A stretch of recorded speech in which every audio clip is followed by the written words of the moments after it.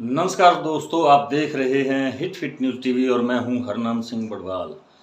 दोस्तों, 4 जून को लोकसभा चुनाव के परिणाम घोषित हुए थे और उसमें जिस प्रकार बीजेपी की, भारतीय जनता पार्टी की 63 सीटें घट गई और ये 240 तक ही सिमट गई, क्योंकि पिछली बार 2019 के चुनाव में भाजपा अकेली 303 पर थी, लेकिन इस बार 63 सीटें उनकी कम होगी।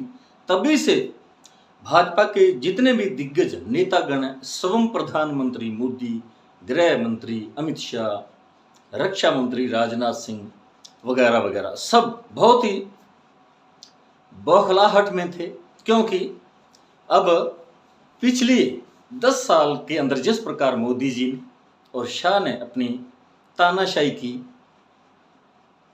वो अब नहीं चल सकेगी, क्योंकि अब बैसाखियों के सहारे ये 5 साल सरकार चलेगी और हर वक्त इस बात का डर रहेगा, ये तलवार उनके सर पर लटकती रहेगी कि ना जाने कब उनका ये बैसाखियों का सहारा छिन जाए और उनकी सरकार गिर सकती है। और इसी बात को लेकर इतने बुखलाहट में थे प्रधानमंत्री कि उन्हें एक तरह की उनकी जो हाव भाव थे, उनकी चेहरे की हवाइयाँ उड़ी थी, रंग फीका पड़ गया था।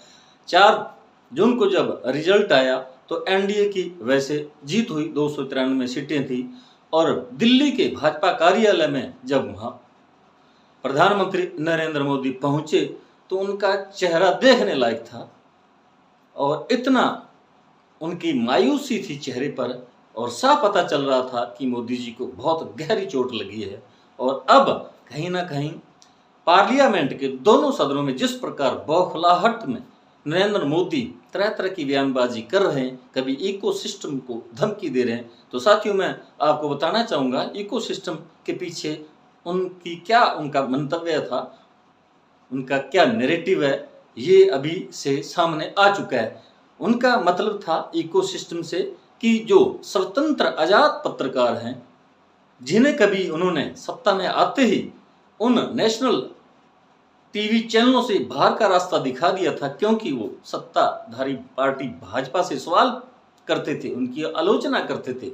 और मीडिया का काम भी यही होता है कि जो सत्ताधारी पार्टी उससे सवाल करे और उनकी गलतियों को जनता के सामने उजागर करे, ताकि सरकार जो है वो देश के संविधान के अनुसार अपना काम करे और कोई भी तानाशाही गुंडागर्दी ना करे, संवैधानिक संस्थाओं का जो दुरुपयोग ना करे, उन्हें कुचलने का काम ना करे।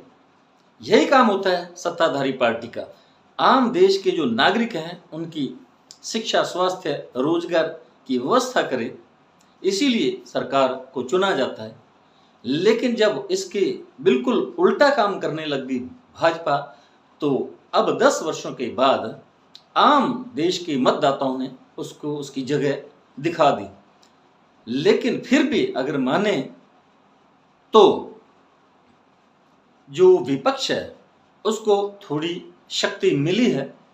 वो उनका विपक्ष का अब जो है प्रतिपक्ष नेता भी राहुल गांधी को चुना गया, क्योंकि उनकी 99 सीटें और उसके बाद 37 सीटें लेकर अखिलेश यादव समाजवादी पार्टी की तो दूसरे नंबर पे है, और तीसरे नंबर पे ममता बनर्जी जिनकी 30 सीटें हैं।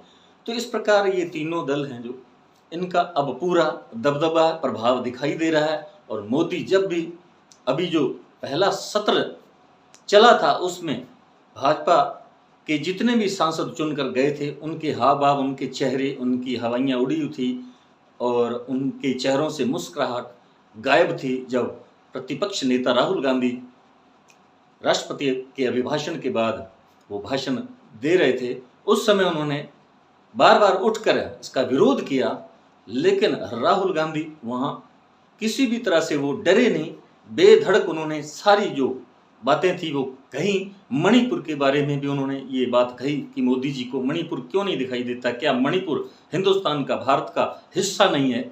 वहाँ भारतीय जनता पार्टी ने आपस में कुकी और मेतई समाज को आपस में लड़ाया।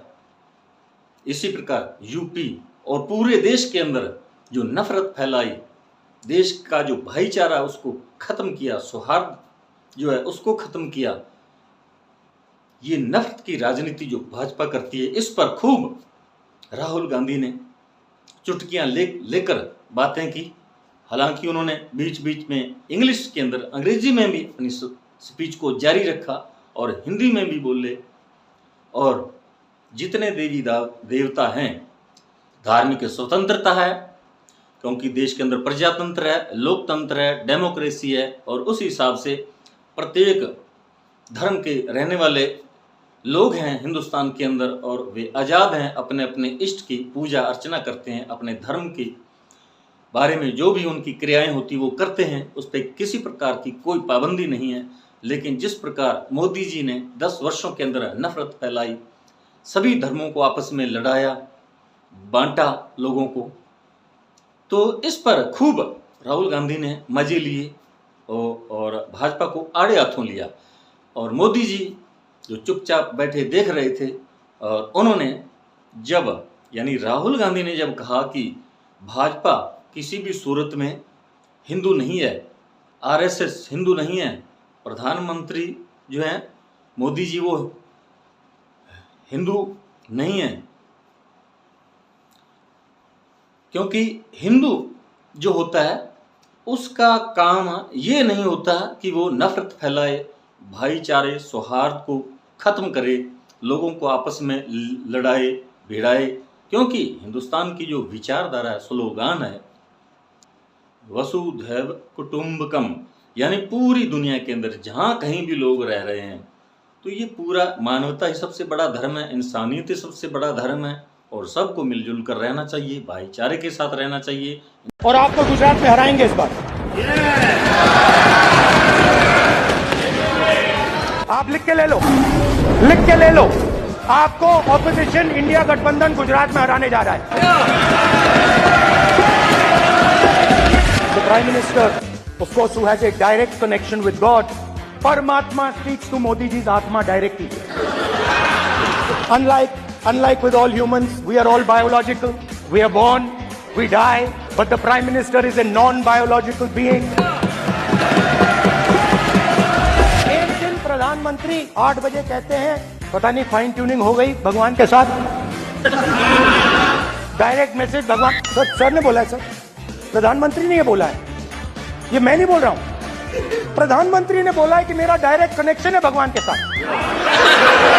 मैंने नहीं बोला, ये प्रधानमंत्री के शब्द हैं, मेरे शब्द नहीं है। उस टाइम 8 बजे भगवान का मैसेज आया होगा हिंदुस्तान के, मगर फिर श्री राम ने आपको दूसरा मैसेज दे दिया अयोध्या। सर नमस्कार, शाबाश। इस माइक का कंट्रोलर किसके हाथ में?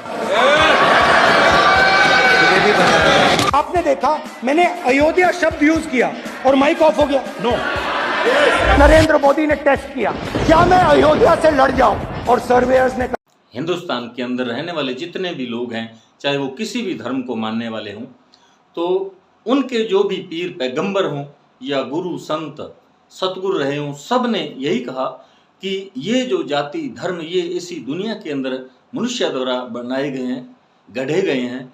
परमात्मा के घर से ऐसा कोई धर्म जारी नहीं हुआ, और ये बिल्कुल गलत है जो आपस में लोग धर्म के नाम पर, जाति धर्म के नाम पर आपस में लड़ते हैं। और अब राहुल गांधी ने इसी बात को लेकर भाजपा को आड़े हाथों लिया कि भाजपा 10 वर्षों से यही इसी प्रकार की राजनीति कर रही है।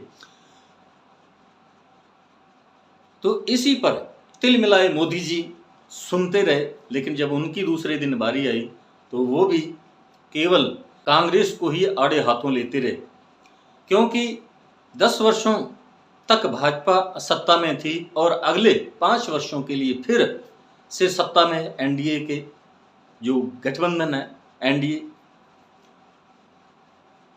नेशनल डेमोक्रेटिक अलायंस एनडीए, तो तीसरी बार उन्हें मौका मिला है। लेकिन जो उनकी सीटें कम हुई हैं और जो विपक्ष है उन पर हावी है, और प्रतिपक्ष नेता राहुल गांधी हैं और उनका संबंध कांग्रेस से है, और कांग्रेस मुक्त भारत की बात करने वाले नरेंद्र मोदी जो है इसी बात से चिढ़ चुके हैं, और वो पूरा 1 घंटा तक कांग्रेस के खिलाफ ही बोलते रहे।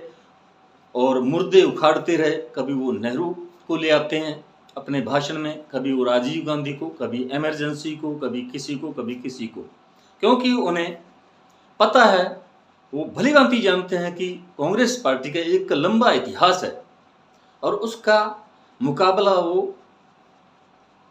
पूरे दमखम से पूरा जोर लगाएंगे तभी कर सकेंगे, वरना कांग्रेस कभी भी उनको, उनकी पार्टी को धूल चटा सकती है। इसीलिए वो हर कहीं भी, जैसा कि चुनावों में भी आपने देखा होगा, जहाँ कहीं भी वो मंच से बोल रहे थे तो कांग्रेस को ही आड़े हाथों लेते थे, कांग्रेस ही उनके निशाने पर रहती थी, या राहुल गांधी, प्रियंका गांधी, ये लोग उनके निशाने पर रहते थे। मोदी जी को डर लगता है तो कांग्रेस से डर लगता है।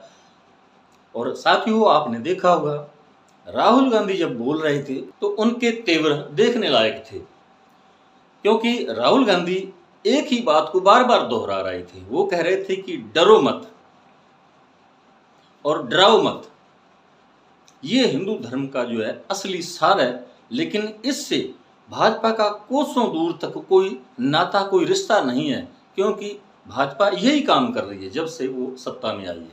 और इस बात से मन ही मन मोदी जी और मोदी जी की पूरी टीम बहुत ही विचलित थी और गुस्से में थी।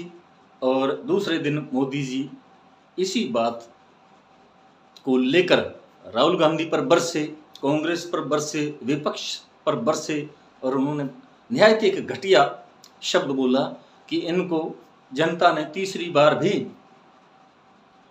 गली मोहल्लों के अंदर चिल्लाने के लिए इतनी शक्ति दी और वे 5 साल तक इसी तरह चिल्लाते रहेंगे। तो गली मोहल्लों के अंदर तो, गलियों में तो कुत्ते भौंकते हैं। तो ये आप सीधा सा अंदाजा लगा सकते हैं कि मोदी जी ने ये बात जो कही वो उनका आशय क्या था। वो उनको, यानी कांग्रेस को और विपक्ष को कुत्ते की संज्ञा दे रहे थे, कुत्ता कह रहे थे, अगर स्पष्ट शब्दों में बोलें। तो मोदी जी इतने गिर सकते हैं, अपने जो प्रधानमंत्री पद की मर्यादा है उसको इतना चूर चूर कर देंगे, ये किसी ने कभी सोचा नहीं होगा। और आज से पहले जितने भी देश के अंदर प्रधानमंत्री चुनेंगे, कभी भी किसी भी प्रधानमंत्री के मुंह से इस प्रकार की आपने बातें नहीं सुनी होंगी, न किसी किताब में इस प्रकार का कोई जिक्र आता है। और राहुल गांधी से वास्तव में ही भाजपा डरती है। और अब आज की ताज़ा खबर है कि खुफिया एजेंसियों से पता चला, उन्होंने बताया कि राहुल गांधी को जानी खतरा है, उन पर कभी भी आतंकवादियों द्वारा हमला हो सकता है। अब आतंकवादी कौन हो सकते हैं यह आप समझ सकते हैं, क्योंकि कल ही गुजरात के अंदर कांग्रेस के कार्यालय पर किस प्रकार गुजरातियों ने हमला बोल दिया, भाजपा कार्यकर्ताओं ने। क्योंकि मोदी जी ने पार्लियामेंट यानी लोकसभा के अंदर ये बात कह दी थी कि ये बहुत ही दुर्भाग्यपूर्ण बात कही है राहुल गांधी ने कि वो पूरे हिंदू समाज को कह रहा है कि वो लोग हिंदू नहीं है, ये अपमानित किया है। तो इसी बात को, हालांकि राहुल गांधी ने ऐसा कोई कुछ नहीं कहा, उसने केवल मोदी जी, आरएसएस और भाजपा के लिए ये शब्द बोला था कि ये हिंदू नहीं है। मोदी जी हिंदुत्व के ठेकेदार नहीं है, भाजपा हिंदुत्व की ठेकेदार नहीं है, आरएसएस हिंदुत्व की ठेकेदार नहीं है। ये विपक्ष के अंदर जितने भी यहाँ लोग, चुने हुए लोग बैठे हैं, ये भी हिंदू हैं। तो इस प्रकार मोदी जी की जो आदत है वो आदत से मजबूर हैं। इसी प्रकार उन्होंने मोदी को पप्पू साबित करने के लिए करोड़ों रुपया खर्च किया। आलू से सोना बनाने की जो बात कही थी वो हालांकि मोदी जी ने कही थी, और ये काट छांट कर, क्योंकि राहुल गांधी जी ने मोदी जी की बात को ही दोहराया था, लेकिन वो मोदी जी और मोदी जी की टीम ने, आईटी सेल ने राहुल के मत्थे ये मट दी और उसे बदनाम किया गया। तो मोदी जी बिल्कुल झूठ बोलते हुए, बिल्कुल उन्हें शंका नहीं होती, यानी उन्हें बिल्कुल, यानी बेशर्मी से वो झूठ बोलते हैं। और पार्लियामेंट के अंदर सब लोग जो एमपी लोग होते हैं, सांसद लोग होते हैं, उनको लाखों लोग चुनकर भेजते हैं, वो जनप्रतिनिधि होते हैं। और उनके संबंध में किस प्रकार मोदी जी या उनकी टीम किस प्रकार के वक्तव्य देते हैं, किस प्रकार की उल जुलूल बातें करते हैं, तो ये बिल्कुल ही मर्यादा से परे की बातें हैं। इसी बात को लेकर ही राहुल गांधी ने कहा था कि ये जो है भाजपा, मोदी जी या आरएसएस, ये केवल ये तीनों ये ही हिंदुत्व नहीं है, ये हिंदुत्व के ठेकेदार नहीं हैं। हिंदू समाज बहुत बड़ा है और हिंदू समाज जो है वो नफरत नहीं करता, वो भाईचारे को ख़त्म नहीं करता, वो आपस में बांटता नहीं है, वो नफरत पैदा नहीं करता। और यही कारण है कि जो नफरत की राजनीति भाजपा करती आ रही है, उसी का परिणाम है कि आज देश में कई जगह मॉब लिंचिंग की घटनाएं हो चुकी हैं। चुनावों के बाद यानी 4 जून को जैसे ही परिणाम घोषित हुए उसके बाद 6-7 लोगों की इसी प्रकार मॉब लिंचिंग हो चुकी है, मारे जा चुके हैं। तो अब जिस प्रकार मैंने आपको पहले भी बताया राहुल गांधी के बारे में, खुफिया एजेंसी, जो भारत की खुफिया एजेंसी है, उन्होंने ये बात कही है। अब इसके पीछे कोई साजिश है, किसने साजिश बनाई? क्योंकि आतंकवादियों का नाम लिया गया है। अब जितनी भी एजेंसियां हैं उन पर किसका अधिकार है, वो किसके इशारों पर काम कर रही हैं, ये किसी से छुपा नहीं है। क्योंकि पुलवामा में जो घटना घटी, इसमें 40 जवान शहीद हुए थे, उनके बारे में आज तक कोई पता नहीं चल सका कि उनके पीछे किसकी साजिश थी, कौन था।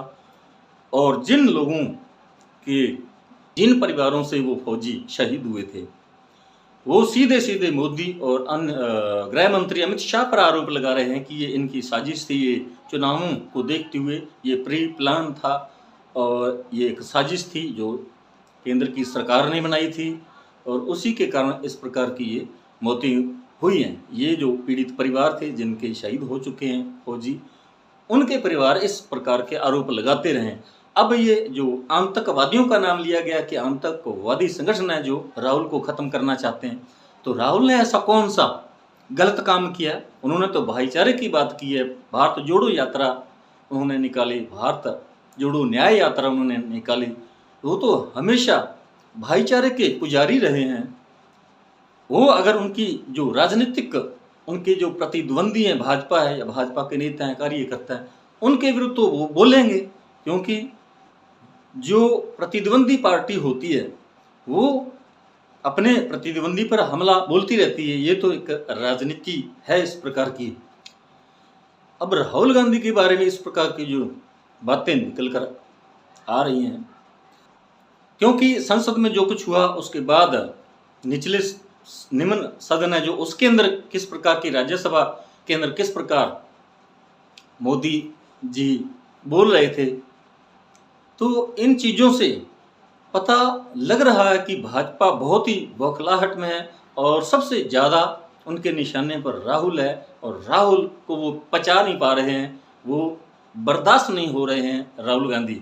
और अब जो राजनीति के विश्लेषक हैं वो तो फिर से भाजपा पर ही ये संदेह जताएंगे कि जिस प्रकार पुलवामा का आज तक कोई अता पता नहीं चला कि उसके पीछे किसने साजिश की थी, उसी प्रकार अगर खुदा ना खास्ता इस प्रकार का कोई हमला हो जाता है तो उसके पीछे साजिश करता कौन होंगे और किस प्रकार ये हमला होता है। हालांकि राहुल गांधी को Z+ की सुरक्षा तो दे दी गई है, उनकी सुरक्षा के कड़े बंदोबस्त तो कर दिए गए हैं, लेकिन जो मोदी जी बोले थे कि राहुल गांधी ने पूरे हिंदू समाज का अपमान किया है, उसी बात को लेकर गुजरात में जिस प्रकार कांग्रेस के कार्यालय पर हमला बोला गया वो बिल्कुल गलत है, ये लोकतंत्र के बिल्कुल खिलाफ है। और जिस प्रकार यूपी के अंदर जहाँ कहीं भी मॉब लिंचिंग हुई तो वहाँ आरोपियों के विरुद्ध मुकदमे दर्ज हुए, तो भाजपा कार्यकर्ता नेतागण थाना यानी पुलिस स्टेशन पर पहुंच गए और वो विरोध कर रहे थे। अब देखिए आदमी की जिंदगी का क्या मूल्य रह गया है। राजनीति साधने के लिए, राजनीति करने के लिए, राजनीतिक पद पाने के लिए इंसान और राजनीतिक लोग कहाँ तक गिर सकते हैं, किस हद तक जा सकते हैं, वो आप समझ सकते हैं। तो साथियों, हमारा ये वीडियो आपको कैसा लगा कमेंट बॉक्स में जरूर लिखकर बताइएगा। यदि आपने अभी तक हमारे हिट न्यूज़ टीवी चैनल को सब्सक्राइब नहीं किया तो प्लीज़ दोस्तों सब्सक्राइब जरूर कर लें। इस वीडियो को अधिक से अधिक शेयर करें, लाइक करें। आपका बहुत बहुत शुक्रिया। धन्यवाद। राम राम, सत श्री अकाल।